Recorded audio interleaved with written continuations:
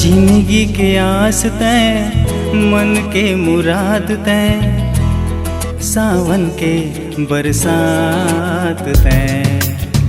जिंदगी के आस तय, मन के मुराद तय, सावन के बरसात तय। तोला देख के जीथो, तोला देख के मरथो, मोर दिन औ मोर रात तय। तोर बिन नहीं धड़के ये बैर दिल, ये बैर दिल नहीं धड़के तोर बिन, तोर बिन नहीं धड़के ये बैर दिल, ये बैर दिल, ये बैर दिल, ये बैर दिल।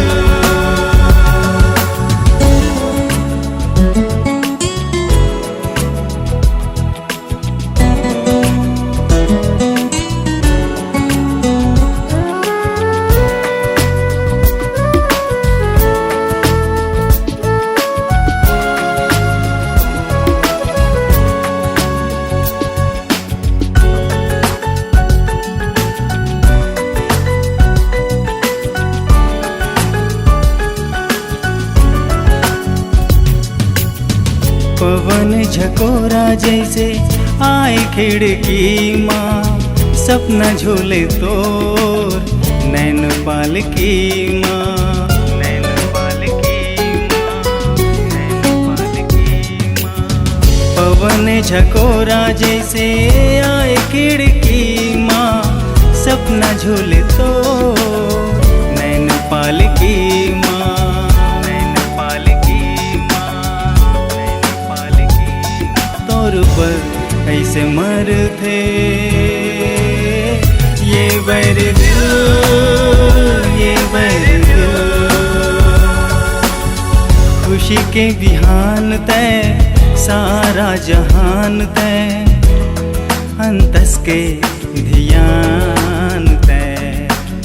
समाए हंसई से जैसे सांस धड़कन मासर से, मोर हवस पहचान तय।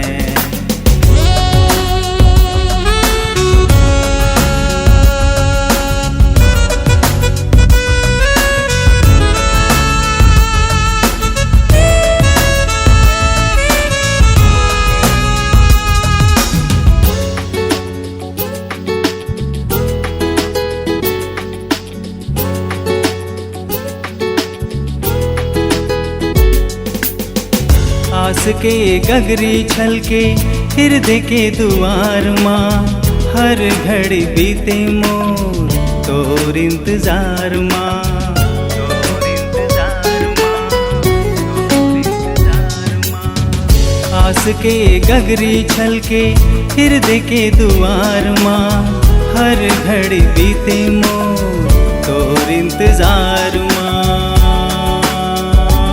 तोर बर ऐसे दर से